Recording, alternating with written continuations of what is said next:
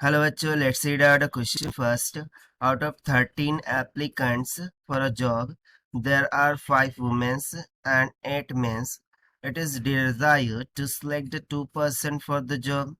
Now the probability that at least one of the selected person will be a woman is.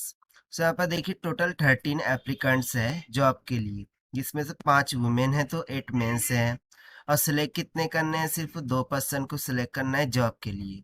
सो हमें find out करनी है the probability at least one, जो selected person है वो women तो होना ही चाहिए, यानी कि 2 में से एक वुमेन तो होना ही चाहिए। तो उसके लिए क्या प्रोबेबिलिटी हो सकती है वो हमें फाइंड करके बताना है। तो स्टार्ट करते हैं हम की कॉन्सेप्ट से, which we are going to use here for this question.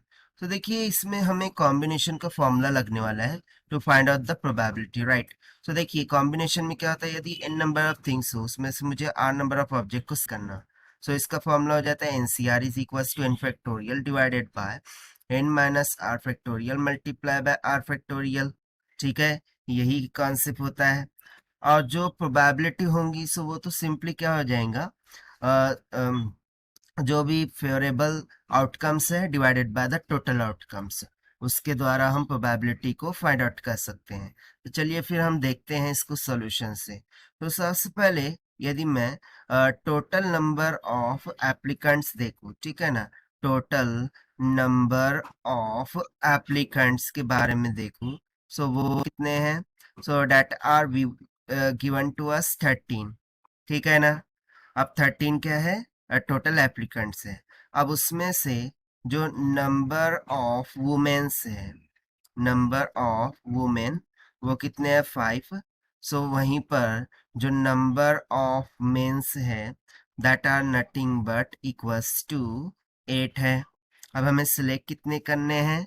2 select करने हैं, जिसमें से एक एटलीस्ट वन क्या होनी चाहिए? वुमेन होनी चाहिए। सो उसके लिए प्रोबेबिलिटी हमें फाइंड आउट करनी है, राइट। यहाँ पर हम सबसे पहले क्या करते हैं, we have to select for job, okay, for job we have to select 2 persons।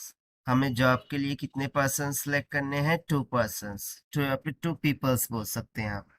So 2 persons select करना है, 2 people सिलेक्ट करना है। तो यहाँ पर पीपल लिखते हैं, पर्सन नहीं, person will be different one. So people को हमें यहाँ पर सिलेक्ट करना है।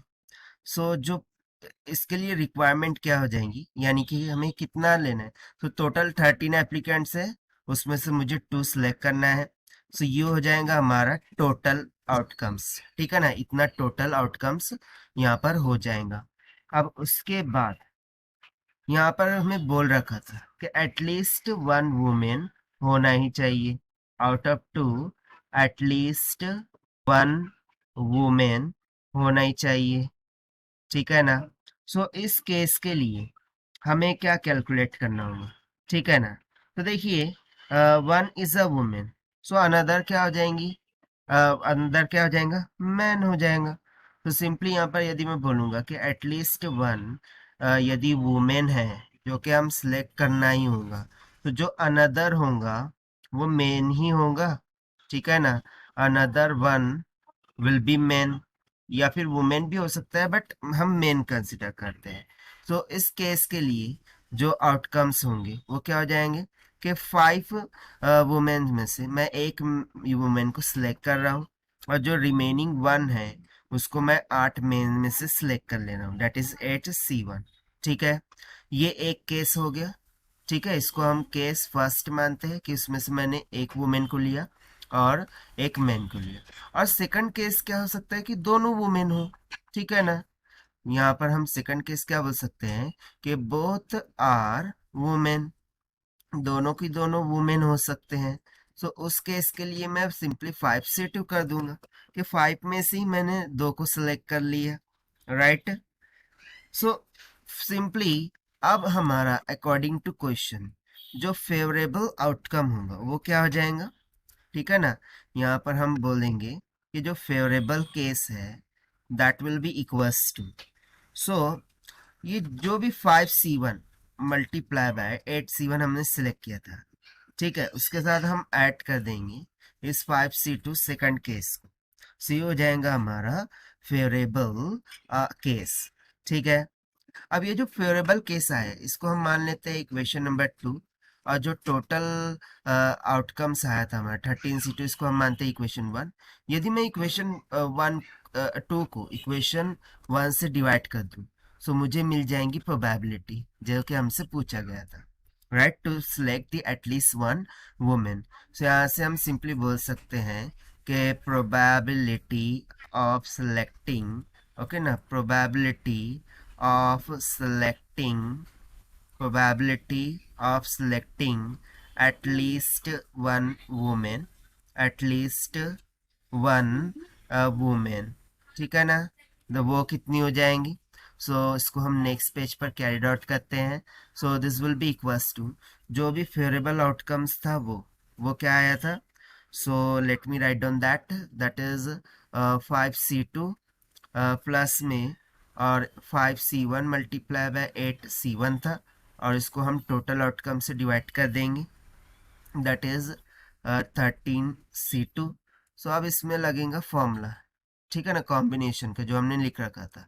ये हो जाएगा 5 फैक्टोरियल डिवाइडेड बाय 5 माइनस का 2 factorial multiply bye 2 factorial, plus में यहाँ पर हो जाएगा 5 फैक्टोरियल, मैं डायरेक्टली कर रहा हूँ, 5 माइनस का 1 कितना हो गया 4 factorial multiply bye 1 factorial, multiply bye यहाँ पर हो जाएगा 8 फैक्टोरियल डिवाइडेड बाय 8 माइनस का 1 7 फैक्टोरियल मल्टीप्लाई बाय 1 फैक्टोरियल, और इसको डिवाइड करना होगा हमें 13 फैक्टोरियल डिवाइडेड बाय 13 माइनस का 2 कितना हो जाएगा 11 factorial multiply bye 2 factorial.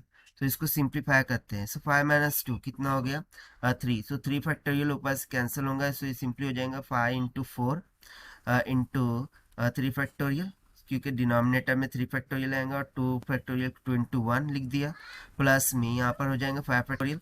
5 into 4 factorial लिख सकते हैं, और डिवाइडेड बाय 5 फैक्टोरियल इंटू 1 हो जाएगा 1 फैक्टोरियल का मान मल्टीप्लाई बाय, इसको हम लिख सकते हैं 8 इंटू 7 फैक्टोरियल डिवाइडेड बाय, और यहाँ पर हम लिख सकते हैं 7 फैक्टोरियल इंटू 1, ठीक है ना, और डिनोमिनेटर में क्या चलेगा, 13 into 12 into 11 factorial divided bye 11 factorial into 2 into 1।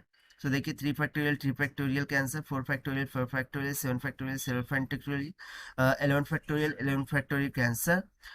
इसको हम और भी सिंप्लीफाई करके आपको बता देते हैं। जब आप इसको सिंप्लीफाई एंड सॉल्व करेंगे, यहाँ से प्रोबेबिलिटी कितनी निकल के आ जाएंगी 25 डिवाइडेड बाय 39 के इक्वल, और यही हो जाएगा हमारा आंसर फॉर दिस क्वेश्चन जो कि हमसे पूछा गया था।